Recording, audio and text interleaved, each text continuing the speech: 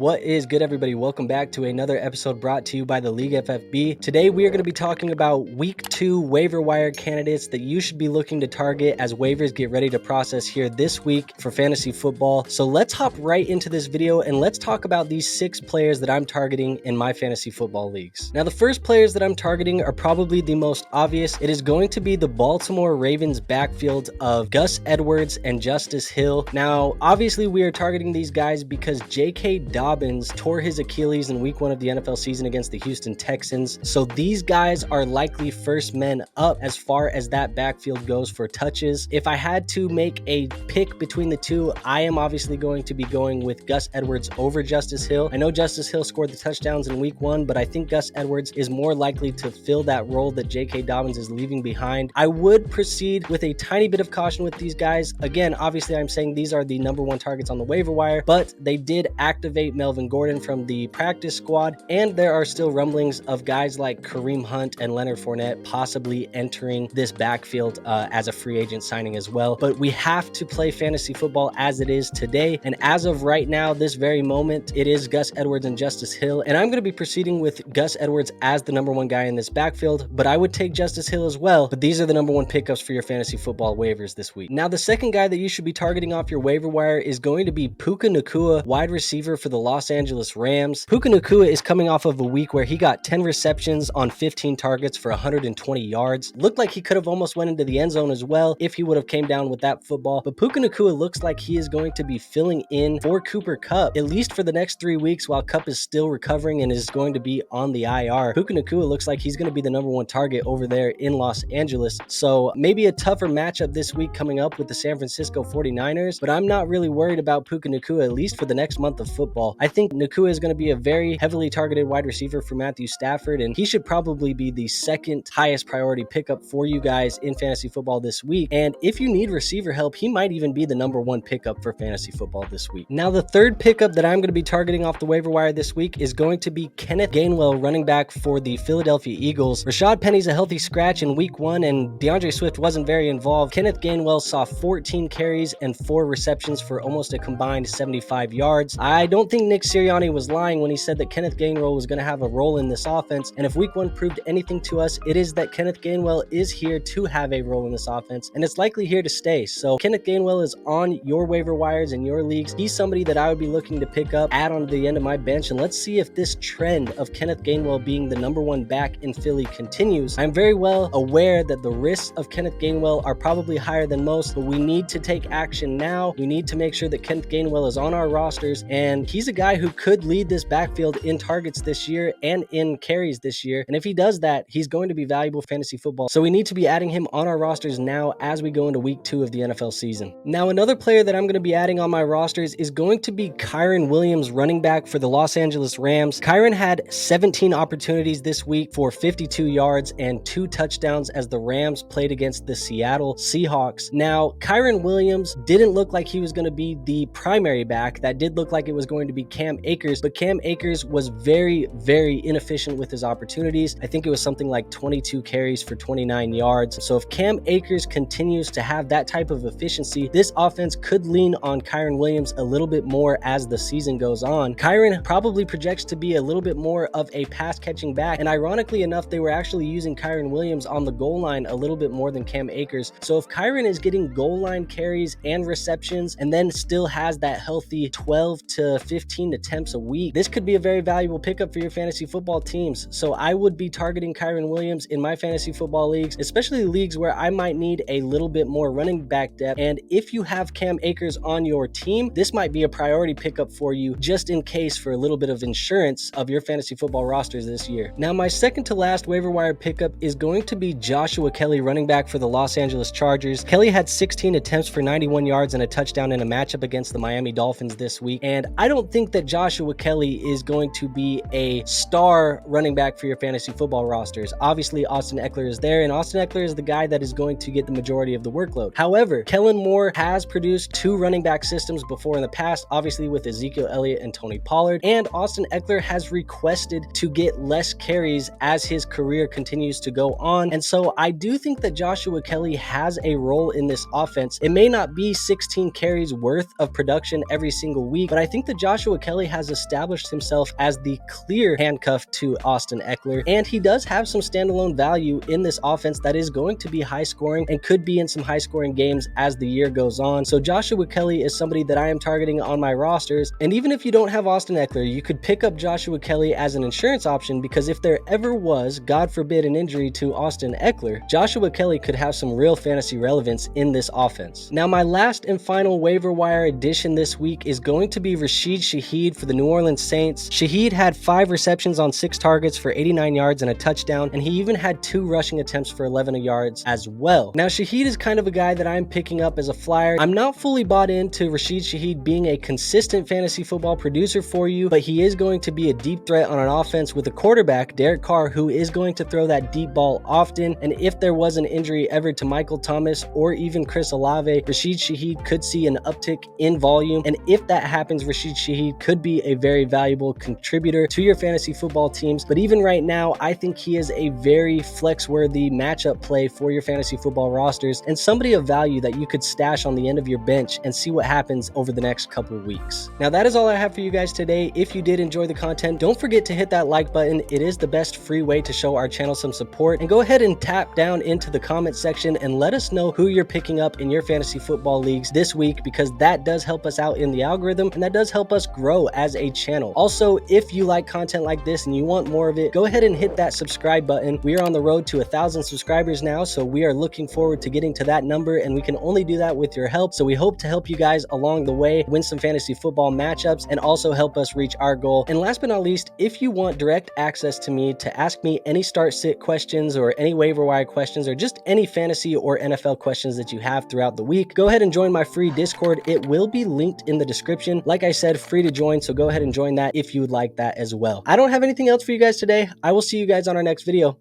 Peace out.